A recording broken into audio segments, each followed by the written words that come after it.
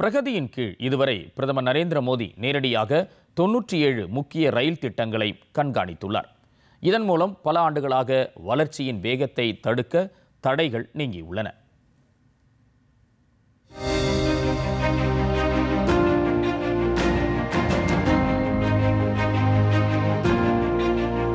பிரகதி என்பது முன்னோக்கிய நிர்வாகம் மற்றும் காலத்துக்குள் செயல்படுத்துதல் என்ற கொள்கையின் கீழ் பிரதமர் நரேந்திர மோடியின் தலைமையில் உருவாக்கப்பட்ட ஒரு தளமாகும். பல ஆண்டுகளாக முடங்கி கிடந்த அடிப்படை உள்கட்டமைப்பு திட்டங்களுக்கு இது தீர்மானமான வேகத்தை வழங்கியுள்ளது.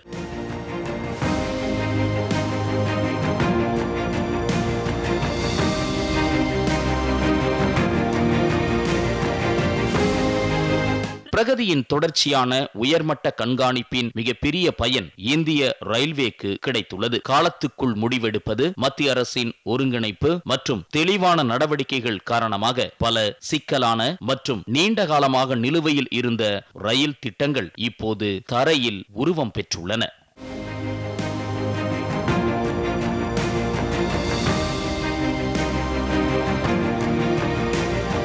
உள்கட்டமைப்புடன் தொடர்புடைய அனைத்து திட்டங்களுக்கும் வேகத்தை அளிப்பதில் பிரகதி போர்ட்டல் முக்கிய பங்காற்றி உள்ளது. நாங்களும் இதன் பயனை பெற்றுள்ளோம்.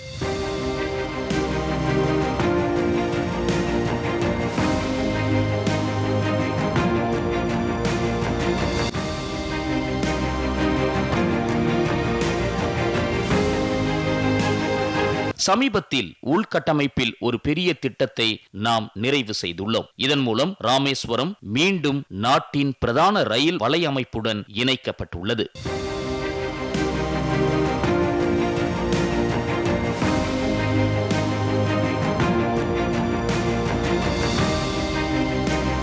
இன்று இந்திய ரயில்வே ஒரு போக்குவரத்து அமைப்பாக மட்டுமல்ல, சமூக ஒற்றுமையின் மையமாகவும் வளர்ச்சியின் கனவாகவும் மாறியுள்ளது.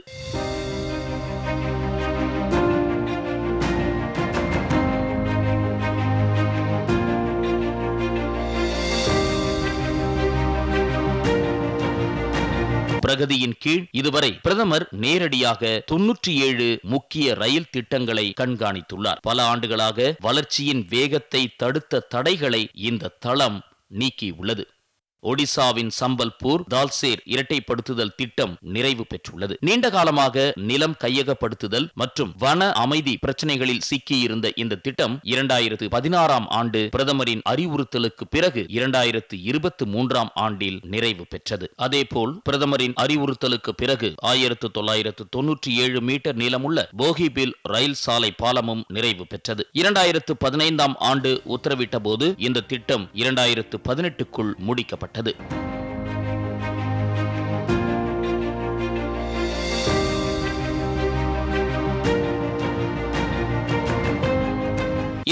காஷ்மீர் பள்ளத்தாக்கை நாட்டுடன் இணைக்கும் உதம்பூர் ஸ்ரீநகர் பாரமுல்லா ரயில் இணைப்பு செனாப் மற்றும் அஞ்சி பாலங்களுடன் உலகத்தரமான பொறியியல் வசதிகளுடன் நிறைவு பெற்றுள்ளது.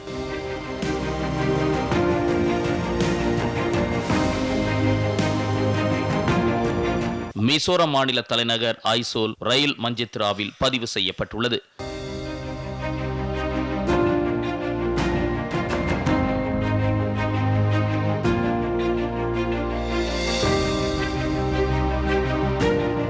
பாம்பனில் இந்தியாவின் முதல் செங்குத்து உயர்த்தும் கடல் பாலம் நிறைவு பெற்றுள்ளது. மேலும் மும்பை அகமதாபாத் அதிவேக ரயில் திட்டம் 55 விழுக்காட்டுக்கு மேல் நிறைவு பெற்றுள்ளது. அம்ரித் பாரத் நிலைய திட்டத்தின் கீழ் 1337 ரயில் நிலையங்கள் மறு வளர்ச்சி செய்யப்படுகின்றன.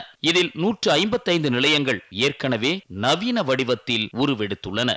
இதற்கு மேலாக அம்ரித் பாரத் நிலைய திட்டத்தின் மூலம் பயணிகள் வசதிகளில் வரலாற்று மாற்றங்கள் நிகழ்ந்துள்ளன.